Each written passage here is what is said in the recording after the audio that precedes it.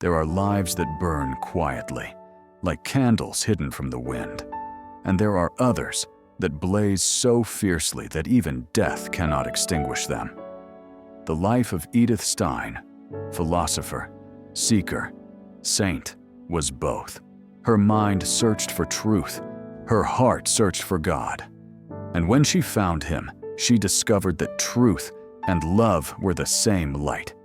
She was born in 1891 on Yom Kippur, the Jewish Day of Atonement, in the city of Breslau, in what is now Poland. Her mother, a devout Jewish woman, wept tears of both joy and burden that day. Her last child, born as the prayers of repentance filled the air. It was as if her daughter's life would always be a conversation between heaven and the human soul, between the God of Israel and the questions that never rest. As a girl, Edith was brilliant, curious, and restless. She read everything. She questioned everything. At 14, she announced that she no longer believed in God. Her mother's heart broke, but Edith could not pretend. "If there is truth," she said, "then I must find it myself." Her rebellion was not pride. It was hunger. She entered the University of Breslau, one of the few women of her time to pursue higher education. Her professors called her a mind like diamond. She studied philosophy, psychology, logic, languages. But still, something was missing. She said later, "I lost faith in God, but I never lost faith in truth." When she discovered the writings of Edmund Husserl, the founder of phenomenology, she felt her intellect ignite. Here was a way to study consciousness itself, the structure of human experience, the bridge between mind and reality. She moved to Göttingen to study under Husserl directly. There she met Max Scheler, a philosopher who spoke not only of ethics, but of holiness.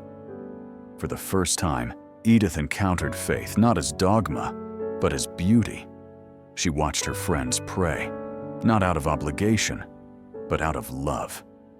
She saw intelligence and devotion dwell in the same heart. It stirred something she could not name. Then came the Great War.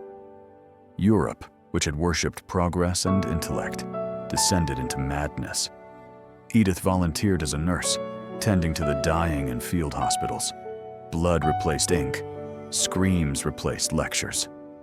She saw men torn apart, and she began to ask, what is truth if it cannot comfort the dying? What is knowledge if it cannot heal? After the war, she completed her doctorate with the highest honors, writing about empathy, Einfühlung, the capacity to understand another's soul.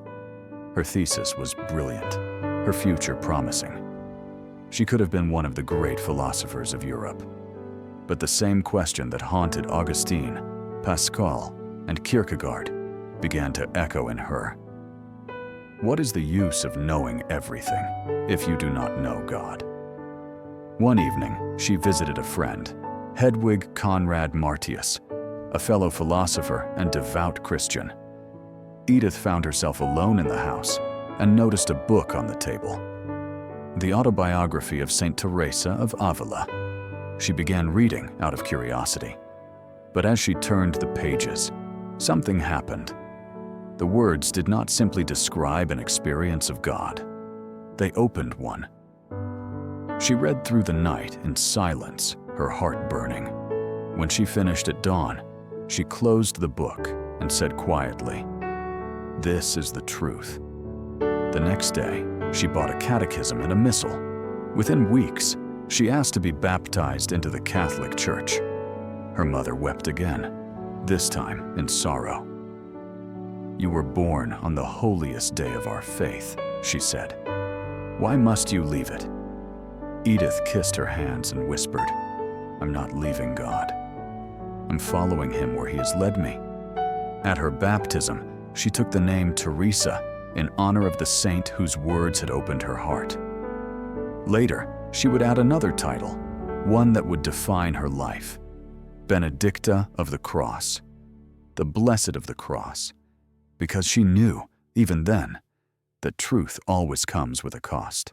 For years, she taught in Catholic schools, lectured on women's education, and translated Thomas Aquinas into German.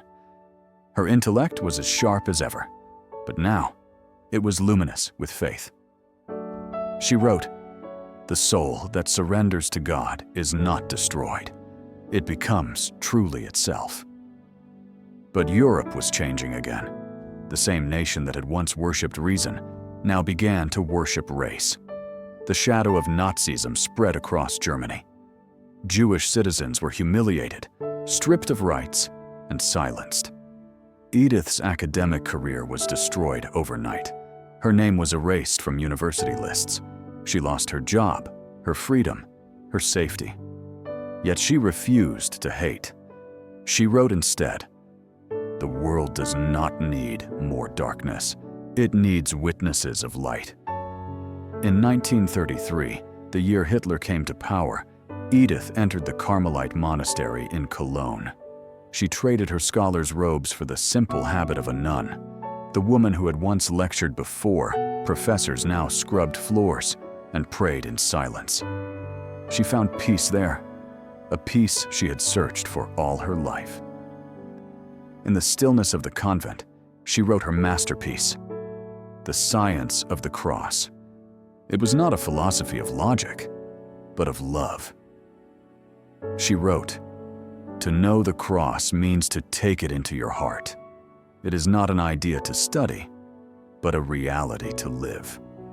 But the storm outside grew louder. When her presence endangered the monastery, her superior sent her to Holland, hoping she would be safe. She left quietly, her heart heavy. Before departing, she said to her sister, Rosa, who had also converted, "Come, we go for our people." In 1942, the Nazis invaded Holland and began rounding up Jewish converts.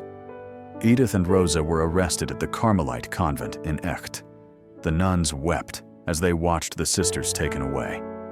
Edith's last words before leaving were simple, "We are going to our death for the love of our people." They were sent to Westerbork, then to Auschwitz. Eyewitnesses say Edith spent her last days comforting children, praying with mothers, and holding the dying. She, the philosopher of empathy, lived her thesis to the end. On August 9, 1942, the gas chamber claimed her body, but not her light. She was 50 years old. In that dark place, built to erase humanity, she became the embodiment of it. She died as Teresa Benedicta of the Cross, a woman who had sought truth and found it shining through suffering.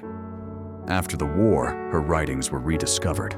Her students, her colleagues, her sisters in faith began to understand what she had become. A bridge between faith and reason, between Judaism and Christianity, between intellect and love.